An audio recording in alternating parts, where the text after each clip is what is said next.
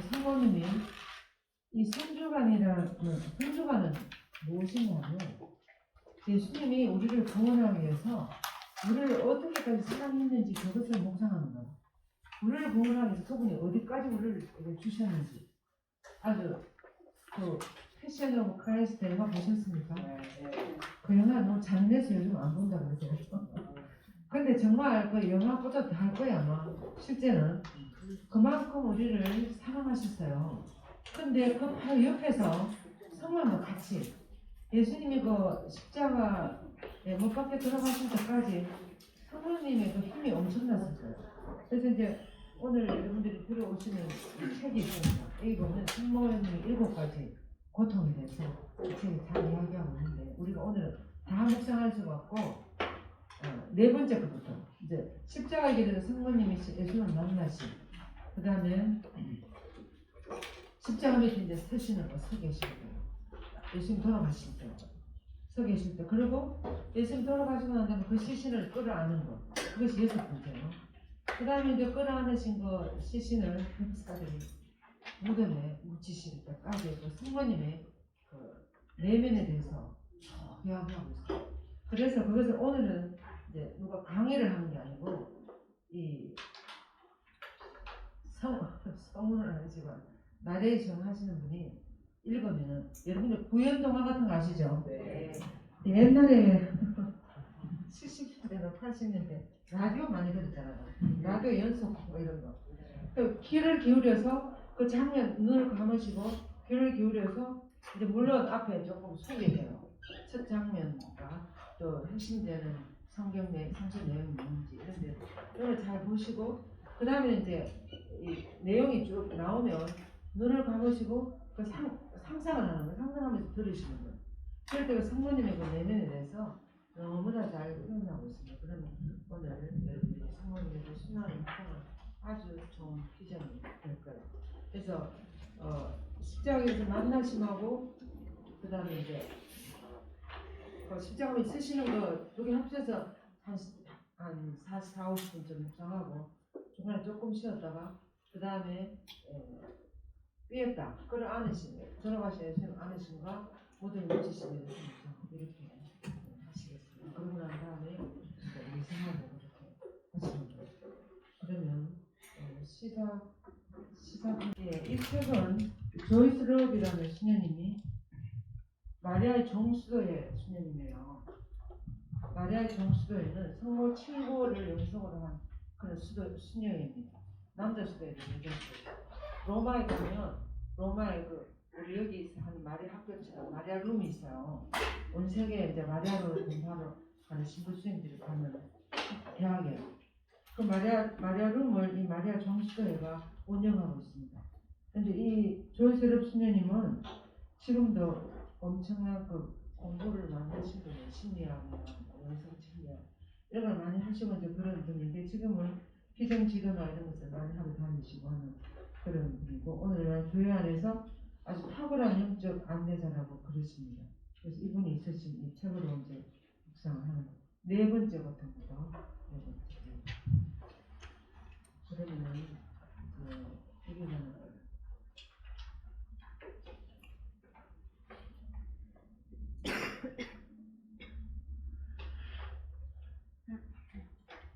마리아의 네 번째 고통. 마리아 십자가 지고 가시는 예수님을 만났다. 우리 고통과의 만남. 루카복음 23장 27절. 백성의 큰 무리도 예수님을 따라갔다. 그 가운데에는 예수님 때문에 가슴을 치며 통곡하는 여자들도 있었다. 마리아가 말한다. 나는 미친 듯이 두드리는 문소리를 들었다. 이웃집 사람이 나의 집에 달려 들어왔다. 그녀는 숨을 몰아쉬며 불쑥 말했다. 마리아, 나는 지금 막 들었어요. 그들은 예루살렘에서 예수를 체포했는데 그를 죄인으로 구속하였대요. 나는 이것을 당신에게 알려주러 왔어요. 나는 들고 있던 접시를 떨어뜨렸다. 나의 심장은 접시가 깨어지기 전에 멈춰버렸다. 나는 여태 그렇게까지 충격을 받아본 적이 없었다. 나는 상상했다. 예수는 설교하러 나자렛을 떠난 이후 계속 활동하고 있었다.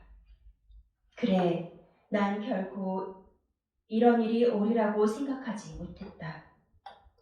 나는 그가 그의 신념과 활동 때문에 체포되리라는 것을 믿을 수가 없었다. 나는 무엇을 해야 하나? 나의 이웃은 팔로 나를 감싸주었다. 그녀는 너무나 사랑하는 레베카였다. 우리는 오랫동안 좋은 친구였다. 그녀는 나를 잘 알았다. 나는 집으로 가려 했어요. 데비드가 우리를 동반할 수 있는지 물어보려고요. 그녀는 다른 어머니들이 할 수 있는 것처럼 나의 생각을 읽으면서 말했다.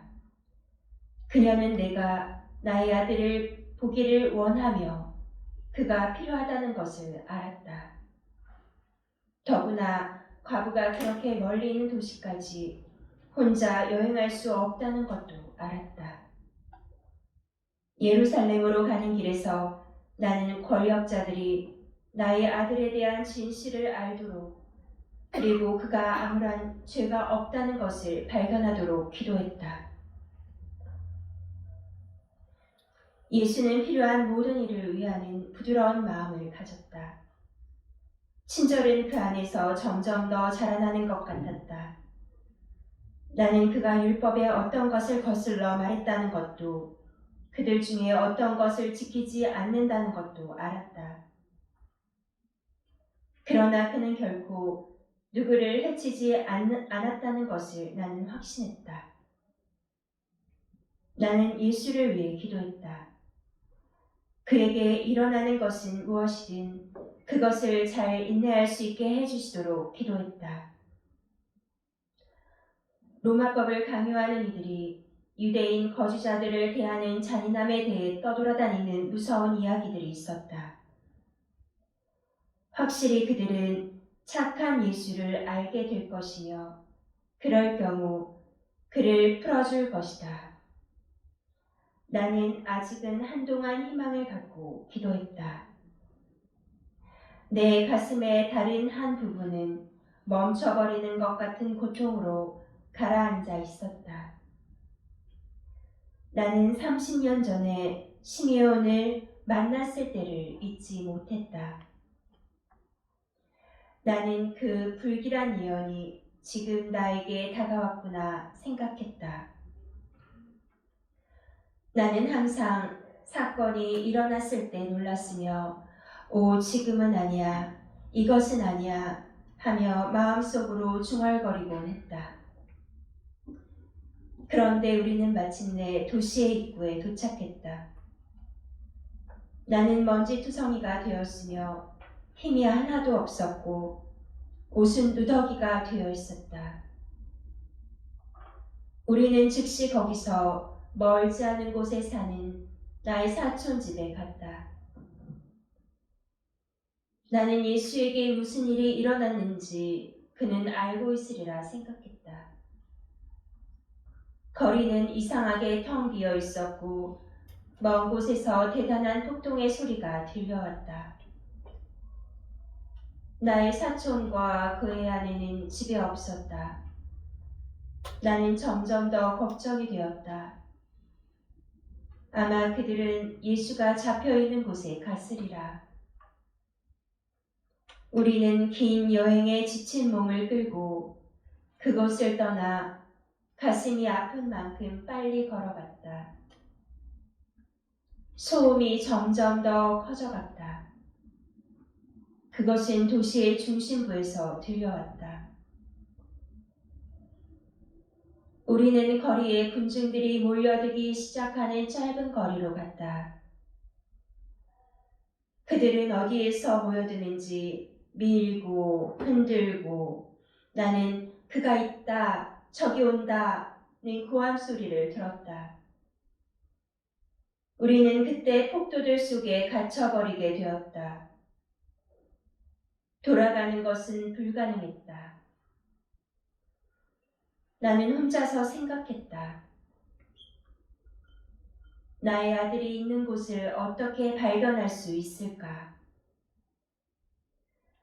나는 주위를 둘러보았으며 데비드와 레베카는 군중 속의 어딘가에 휩쓸려서 더 이상 나와 함께 있을 수가 없었다.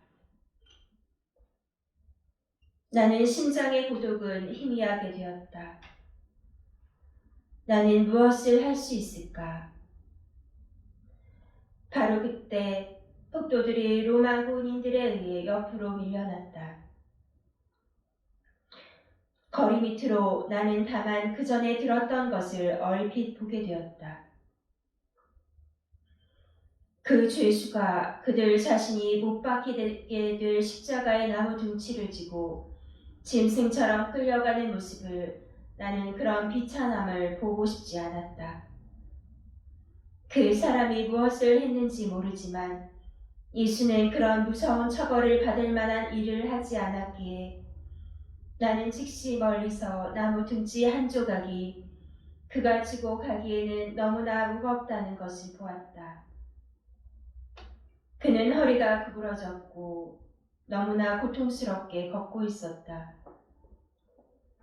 내가 그곳에 들어섰을 때 난폭한 폭도들에 의해 둘러싸였고 많은 이들이 고함을 쳤다. 십자가에 못 박으시오. 십자가에 못 박으시오. 나는 그 남자를 죽여라고 외치는 내 뒤에 있는 여인의 고함 소리를 들었다. 나는 우리 마을에서 죽은 이를 위해 울부짖는 소리를 들은 적이 있었다. 특히 요셉이 죽었을 때 갑자기 내 앞에 있는 여인이 실신했다. 나는 그녀를 도우려고 허리를 구부렸기 때문에 그 남자가 나무 둥치를 끌고 아주 가까이 왔을 때 더 이상 그의 얼굴을 볼 수가 없었다. 조금 지나서 어떤 사람이 숨을 헐떡거리는데 거기서 나는 나의 아들의 얼굴을 보았다. 나는 그의 고통이 주는 공포로 휩싸였으며 그의 머리에는 가시관이 눌러 씌워져 있었다. 누군가가 나에게 그가 채찍에 맞았다고 말해주는 소리가 그의 목 뒤쪽에서 들려왔다. 내가 쓰러지지 않은 것은 다만 하느님의 힘에 의해서였다. 나는 다시 일어섰다. 그때 예수가 나를 보았다. 우리의 눈은 서로 마주쳤고 그 순간 나는 그의 모든 고통이 나의 온몸으로 전해져 오는 것을 느꼈다.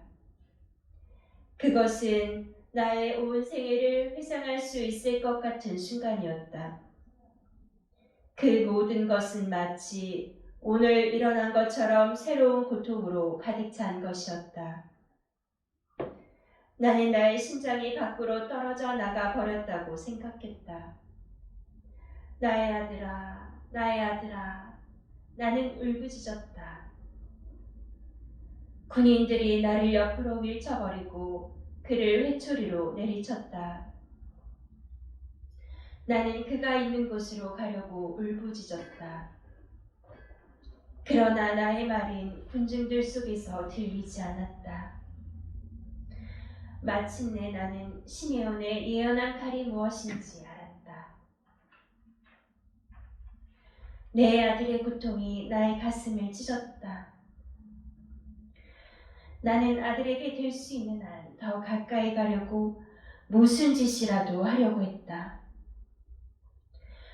나는 그의 바로 뒤에 다가가서 울부짖는 부인들 속에 끼어들었다.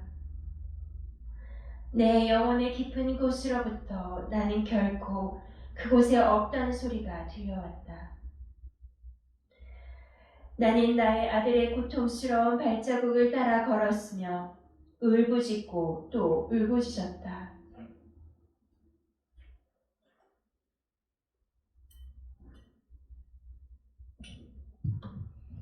네, 잠시 묵상하시겠습니다. 십자가를 지고 가시는 예수님을 만난 성모님의 마음을 잠시 묵상하시겠습니다.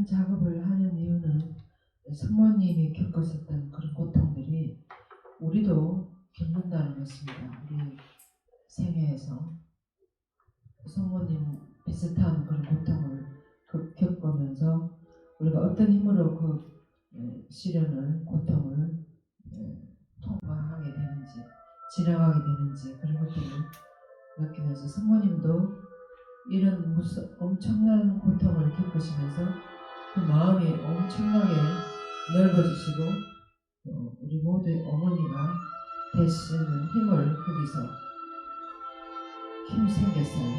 그래서 여러분들도 우리도 성모님을 닮아가기 위해서 내가 그때 그런 고통을 어떻게 감내했는지를 한 번 더 들여다보는 것이죠.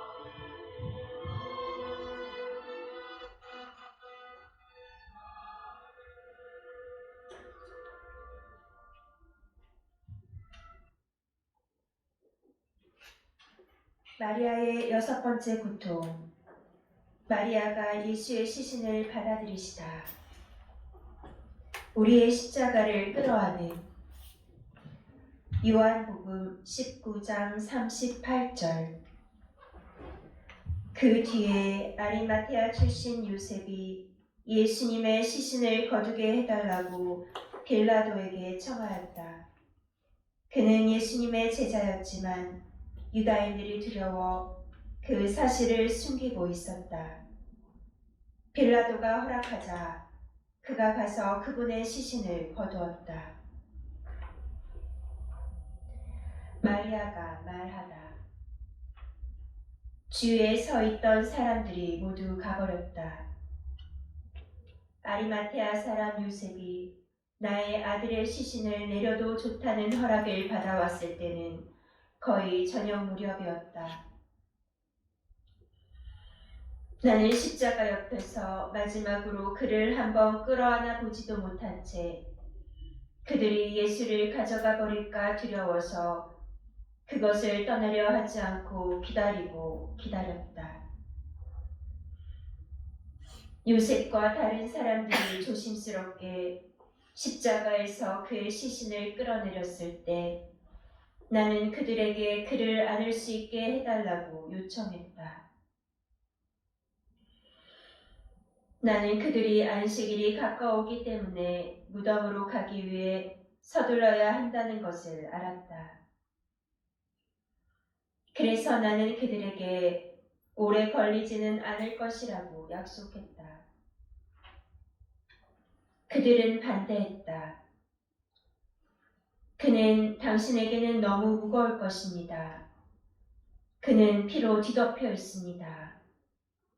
그것은 당신에게 너무 벅찰 것입니다.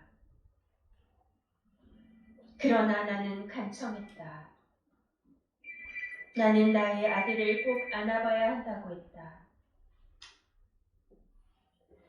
나는 나의 팔을 벌리고 나의 무릎을 넓게 만들었다. 제발, 나는 다시 말했다. 어머니 사랑의 이 마지막 접촉을 나에게서 거두지 마십시오. 그때 그들은 나에게 예수를 내주었다.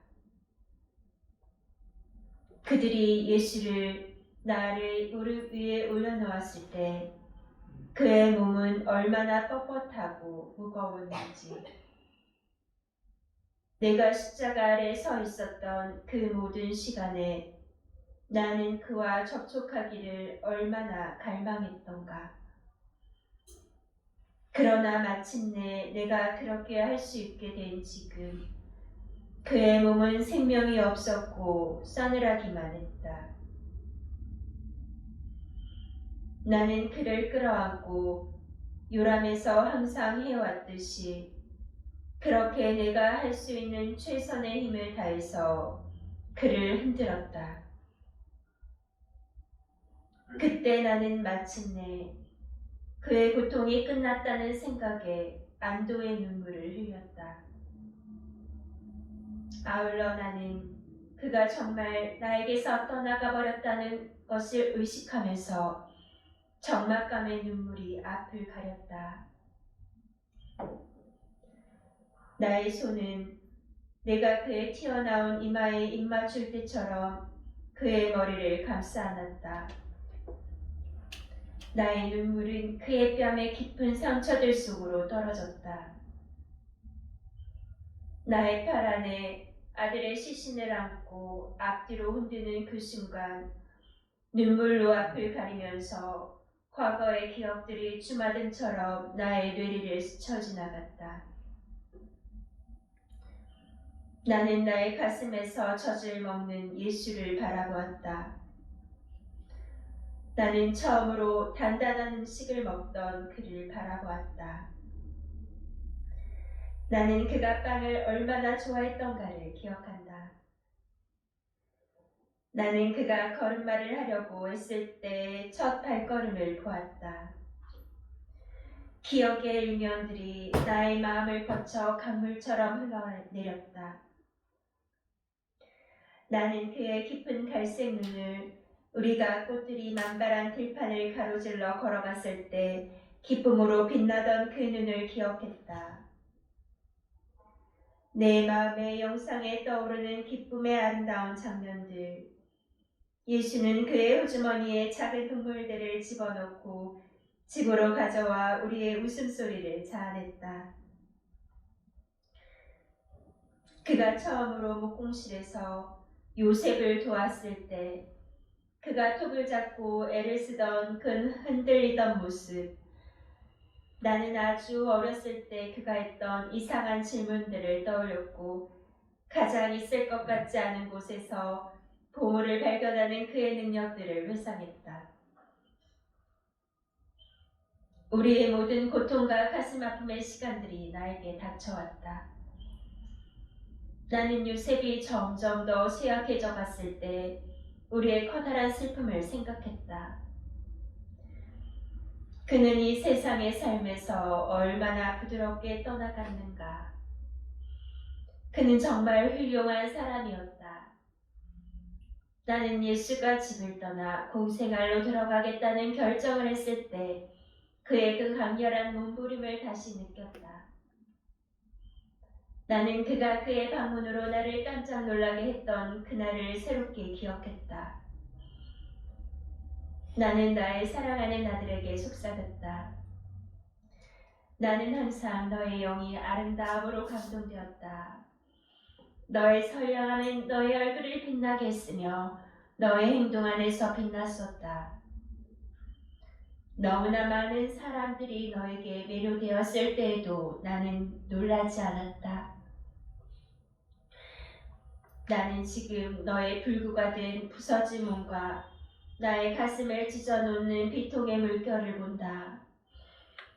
나는 다른 고통의 때에도 상처를 받았다고 생각했다. 그러나 지금 이 순간을 위해서 나를 준비시킬 수 있었던 것은 아무것도 없구나. 지금 너의 육체의 상황은 나를 거의 견딜 수 없게 만드는구나. 상처받지 않은, 부서지지 않은, 질리고 터지지 않은 곳이 한 군데라도 있느냐. 채찍질과 못박힘의 상처들이 어린 시절에 그의 상처 자국들을 숨겨버렸다. 그러나 나는 그가 친구들과 함께 다닐 때 얻은 모든 상처들이 거기에 있음을 알았다. 나는 그의 내적 상처들도 볼 수 있었다. 그의 공생활이 한창이었을 때 그에게 상처를 준 거절당함, 특히 우리 마을 사람들이 그를 거절했을 때의 상처들을 볼 수 있었다. 내가 그의 손에 닿았을 때 나는 그 손이 어떻게 나병으로 버림받은 이들을 만져주며 치유해 주었는지, 땅을 축복하고 쪼갰으며 어린이들과 함께 놀며 그들을 공중으로 높이 들어 올렸던 일들을 회상했다. 나는 나의 손으로 그의 발을 만지려고 뻗었는데 그 발이 얼마나 많은 곳을 돌아다녔던가. 이 마을 저 마을을 돌아다녔을 때 그 발이 얼마나 많이 지쳤을까를 기억했다. 나는 나의 손을 그의 넓은 가슴, 그 자비로운 가슴 위에 그의 사랑의 메시지를 이해하지 않았고 받아들이지 않은 이들에 의해 매맞고 죽임당한 그 가슴 위에 갖다 놓았을 때 끝없는 눈물이 나의 슬픔을 집어삼켰다. 마음 깊숙이 숨어있던 고통스러운 생각들이 나를 내리눌렀다. 만약 그가 중대한 법률을 바꾸려는 것에 대해 너무 목소리를 크게 하지 않았더라면, 그가 안식일에 치유를 하지 않았더라면, 만일 나는 나의 아들을 바라보며 그가 한 어떤 일들은 나도 이해하지 못했다. 그러나 나는 그가 믿었던 것과 그가 한 것들을 위해서 그가 끝까지 그것을 견지하도록 가르쳤다. 나는 그가 나자렛을 떠났을 때 그를 지지해 주었다.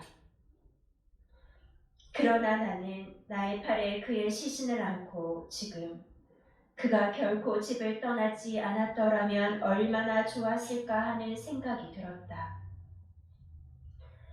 그때 나는 나의 어깨 위에 가벼운 접촉을 느꼈다.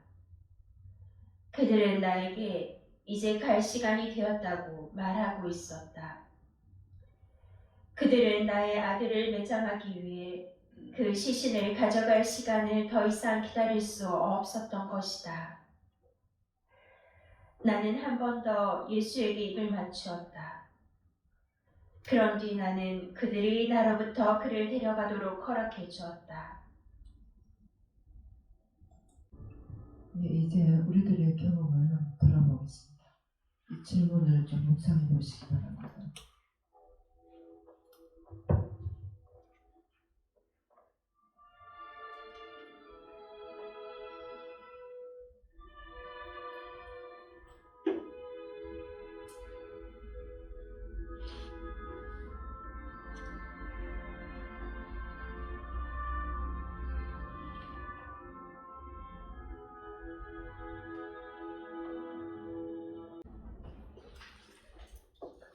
성모님의 7번째 고통, 예수님을 무덤에 묻으시다.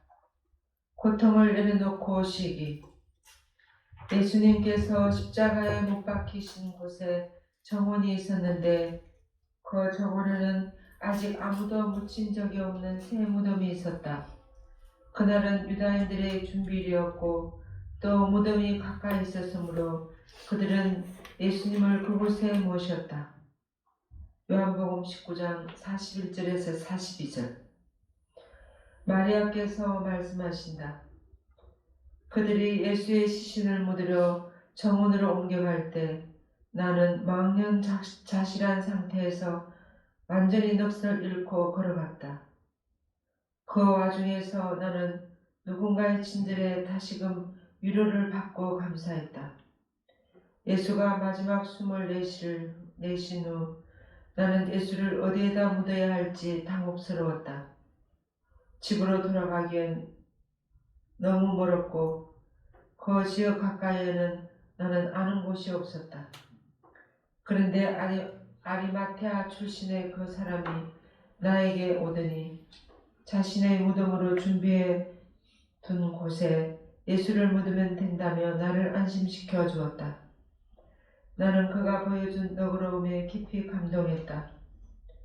그러면서 나는 이러한 사랑이 우리를 돌보시는 거룩하신 분을 믿으라고 하던 내 아들이 보낸 메시지일 수도 있다는 생각이 들었다. 우리는 텅 빈 무덤에 도착했다. 나는 비틀거리며 그 입구에 다가가서는 안을 들여다보았다. 그 순간 무덤의 텅 빈 구멍이 내 안으로 들어와 요동치면서 이제 아들과 헤어져야 한다는 실감이 들면서 내 마음은 무너져 내렸다. 그러나 뒤돌아보니 사람들이 돌판 위에 예수의 죽음을 눕히고는 고운 아마포 천으로 싸매며 묻을 준비를 하고 있었다. 나는 다시금 그들의 친절에 감사했다. 예수의 제자들 중 잘 모르는 그 사람이 모략백건과 침향을 가지고 왔다. 우리는 함께 아들의 시신을 향료로 축복했다. 향료가 아들의 육신 위로 뿌려질 때 그 풍요로운 향기가 아들의 지극히 선한 심성을 생각나게 해주었다. 나는 이미 많이 울었지만 더 많은 눈물이 앞을 가렸다. 슬픔의 눈물이었고 깊은 사랑의 눈물이었다. 신성을 가득 지닌 아기를 낳고 키우도록 하신 그분의 선물에 대한 감사의 눈물이었다. 나는 너무 기진맥진했기에 그들이 수위로 아들을 감싸는 것을 도울 수가 없었다. 나는 애를 썼지만 손에 힘이 너무 없어 수위를 잡을 수도 없었다. 그래도 그들이 부드러운 손길로 내 아들의 시신을 감싸는 것을 보면서 순간적으로나마 슬픔을 삼킬 수 있었다. 그들이 아들의 얼굴을 감싸기 시작했을 때 나는 이제 아들을 보는 것이 마지막이며 아들과 헤어져야 한다는 사실이 실감되었다. 아들과 헤어지는 것이 새삼 새로운 일은 아니었다. 아들이 성장한 후 공적 사명을 행하기 위해 나를 떠난 적이 얼마나 많았던가. 그럴 때마다 나는 결코 아들을 붙잡지 않았다. 그런 만큼 아들도 내가 아들을 붙잡기를 아들이 바라지 않는다는 것을 나는 알고 있었다. 이제 끝이 났다.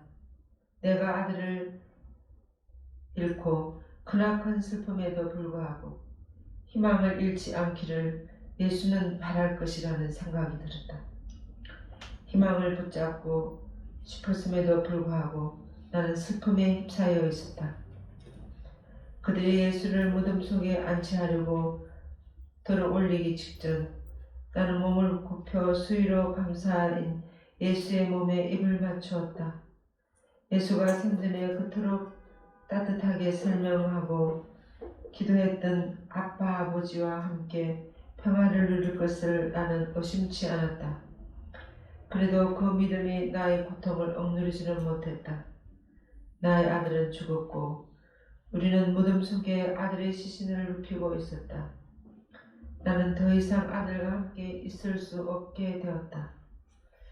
내가 마지막으로 아들에게 입을 맞추는데 아들의 영혼이 나를 포옹해 주는 것 같았다. 이상하게도. 수희가 아들을 완전히 에워쌌듯이 나는 용기와 사랑의 큰 파도에 완전히 에워싸였다.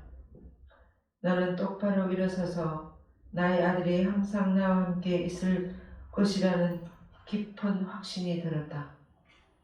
그 확신은 아들에 대한 기억보다 훨씬 더 단단히 나의 앞날을 지탱해 줄 것으로 나는 알아들었다. 아들의 한 부분이 나의 생명 속에 남아 있었다.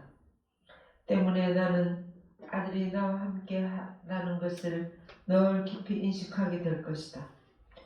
우리는 아들의 시신을 매장했지만 아들이 지녔던 사랑과 선한 심성만은 결코 땅에 묻을 수가 없었다. 그 풍요로운 보물은 영원히 나의 것이다. 아들을 사랑했던 사람들의 것이 될 것이다. 떠나기 전에 나는 아들의 무덤 입구를 막고 있는 돌에 손을 얹었다. 하루 동안 너무나 많은 일들이 일어났다. 나는 기운이 다 빠져서 쓰러질 지경이었다. 내가 앞으로 직면하게 될 슬픔과 외로움이 고스란히 보였다. 그래도 아무 일이 없을 때는 내 마음도 평화를 되찾게 될 것이며 다시금 기쁨의 순간도 맞게 될 것이라는 것을 나는 알고 있었다. 나는 아들의 말에 늘 귀를 기울였으며 아들의 가르침을 잊지 않고 있었다. 그래도 아들을 묻으러 가는 그날 기쁨은 나에게 있어서 아직 멀리 있었다. 사랑하는 요셉이 생각났다. 무덤을 떠나면서 나는 요셉이 내 옆에 있어 주었으면 하는 마음이 너무나 간절했다. 그가 함께 해주면 텅 빈 내 마음을 채워줄 수 있을 것 같았다. 생전에 나의 사랑하는 지지자였던 요셉이 그 순간 너무나 그리웠다. 요셉이 세상을 떠났을 때 예수와 나는 너무나 슬펐다. 우리는 그 상실감을 대화로 풀면서 서로 위안을 받았다. 예수는 육신의 죽음 후에 영원한 생명을 누리는 것에 크나큰 희망을 가지고 있었으며 거룩하신 그분과 일치를 얼마나 갈망하는지를 자주 말했었다. 이 진리가 내 마음에 자리한 공허감을 감소시키지는 못했지만 확신을 갖고 무덤을 떠나고 싶은 내 마음을 강하게 해주었다. 나는 그 짧은 시절에 거룩하신 분께 예라고 말씀드렸다. 나는 젊은 시절에 거룩하신 분께 예라고 말씀드렸다. 나는 그 슬픔의 발자국마다 그 예를 다시 말씀드렸으며 내 길을 찾도록 도와주실 하느님의 사랑을 다시금 신뢰하겠다고 결심했다. 그 순간에 나는 아들이 완전히 나와 함께 할 것을, 내가 걸어가야 할 길을 너무나 분명히 보여줄 것을 알지 못했다. 그러나 이 이야기는 뒷날을 위하여 아껴놓겠다. 잠시 묵상하시겠습니다. 이제 마지막으로 성모님께서 아들과 어떻게 이별을 하시는지, 그리고 미래를 향해서 어떻게 나아가시는지에 대해서 잠시 묵상하시겠습니다. 이제 이 질문을 한번 묵상해 보시고 적어보시기 바랍니다. 그래서 성모님이 이제 하루 지나고 그 다음날 새벽에 부활하신 예수님 맞이해요. 부활하신 예수님. 그죠? 이렇게 무서운 고통, 시련을 지나서 이제 사실 우리가 부활하신 예수님과 좀 묵상해야 되는데 아직 3주가 안 끝났기 때문에 너무들이 하는 것 같아요. 아무튼 이렇게 무덤에 아들 예수를 모시고 이제 떠나는 성모님에게 알게 모르게 조금씩 희망이랄까 어떤 그런 것이 생기기 시작했습니다. 그런데 그 성모님은 끝까지 아들이 뭔가 하느님 어떻게 하실 거라는 걸 끝까지 믿고 있었어요. 또 아들이 살아계실 때 나는 다시 살아나겠다고 3번이나 요구하셨어요. 그죠? 그래서 그렇지만 하루 지나고 3일째 되는 날 새벽에 아들이 부활해서 성모님 앞에 나타나셨을 때 성모님의 기쁨은 다 말할 수 없었을 거예요. 그죠? 그래서 바로 그 부활의 기쁨을 살아가는 이들이 우리들이에요. 그래서 정말 예수님이 부활하셨다는 거, 그것을 열두 제자들이나 우리 그리스도교가 이렇게 온 세계에 퍼진 걸 보면 알 수 있어요. 확실히 예수님이 살아나셨다는 거. 그리고 또 여러분들 마음 안에도 예수님이 살아계시다는 것을 믿고 계시죠? 네, 성모님 안에서. 그것이 우리들의 믿음의 핵심이에요. 그래서 이런 기쁨을 살아가시고 또 이번 3주간 동안 정말 성모님이 이렇게 구연동화처럼 이렇게 들으면서 기적을 하셨는데 이 내용들을 좀 더 깊이 생각해 보시고 이제 여기 이 책에 보면 그 성모님 하신 말씀만 우리가 묵상했어요. 근데 이 말씀을 어떻게 우리 생활 안에 또 여러 가지 사건들 속에서 이런 일이 일어나고 우리가 어떻게 겪어내는지, 그리고 그런 일을 당했을 때 어떻게 우리가 다시 마음의 용기를 얻고 치유를 받고 어떻게 일어설 수 있는지, 이런 것들에 대해서도 7가지를 다 이렇게 써놓으셨습니다. 그래서 아주 한번 잘 보시면 너무 좋을 것 같아요.